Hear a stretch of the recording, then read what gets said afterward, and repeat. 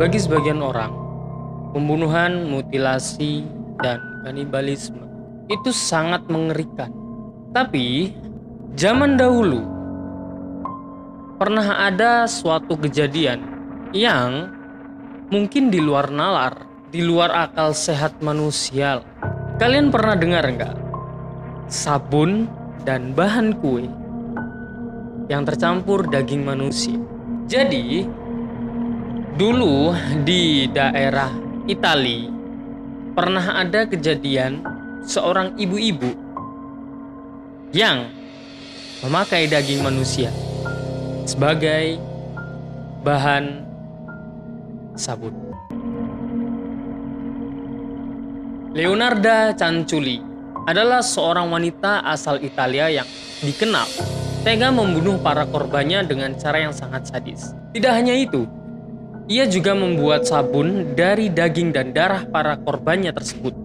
Hal ini dilakukan demi melindungi sang anak yang akan pergi berperang. Leonarda Canciulli adalah seorang wanita yang lahir di daerah Montella, Italia, yang pernah melakukan percobaan bunuh diri sebanyak 2 kali saat muda.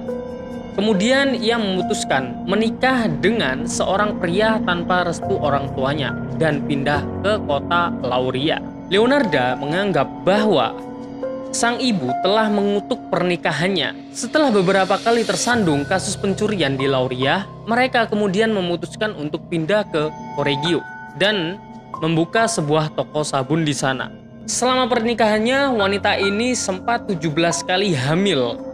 Namun, 3 kali mengalami keguguran. 10 anaknya yang berhasil dilahirkan juga meninggal di usia muda. Hal tersebut yang membuat Leonarda menjadi sangat protektif pada 4 anaknya yang masih bertahan hidup.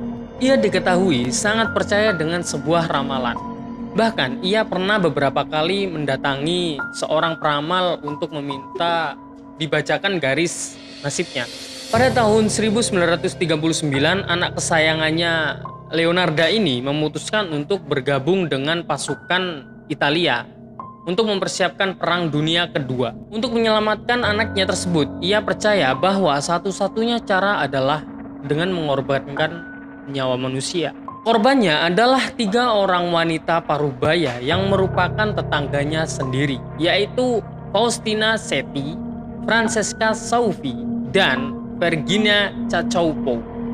Leonarda menjebak para korbannya dengan berpura-pura menjadi seorang peramal dan penyalur kerja. Ketiga korbannya tersebut diketahui dengan diberikan ramalan palsu akan nasib mereka dan juga diiming-imingi sebuah pekerjaan. Saat korbannya datang, ia akan menyuguhkan anggur merah dan membuat mereka mabuk hingga tak sadarkan diri.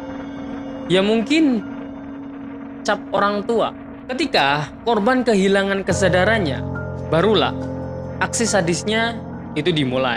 Setelah berhasil membuat para korbannya mabuk dan tidak sadarkan diri, Leonarda akan langsung mengeksekusinya dengan membunuh dan memotong daging tubuh tersebut dengan menggunakan kapak dan pisau daging menjadi beberapa bagian. Potongan tubuh korban itu kemudian dikuliti dan diambil dagingnya, lalu merebusnya bersama beberapa bahan campuran yang membuat sabun sampai mengental. Setelah mengental, ia lalu akan mencetaknya menjadi sebuah sabun dan dijual belikan. Sementara darah korban yang ada di dalam baskom ia campurkan dengan tepung dan bahan pembuat kue lainnya. Kue buatannya tersebut kemudian ia bagikan ke para tetangga, bahkan ia juga makan sendiri bersama anak-anaknya. Wah anjir, enggak, aduh, dari daging apa? Dari daging manusia, dari darah manusia cuy. Ini gila sih men, dari sabun, dari daging yang digiling lalu dicampurkan beberapa cairan yang membuat sabun dari bahan sabun itu lalu dicetak. Terus darahnya dicampur oleh beberapa bahan yang dibuat untuk bikin kue. Wah anjir gila. Apakah kuenya Leonarda itu dijual di toko-toko roti. Leonarda berhasil ditangkap sebelum melakukan pembunuhan keempatnya.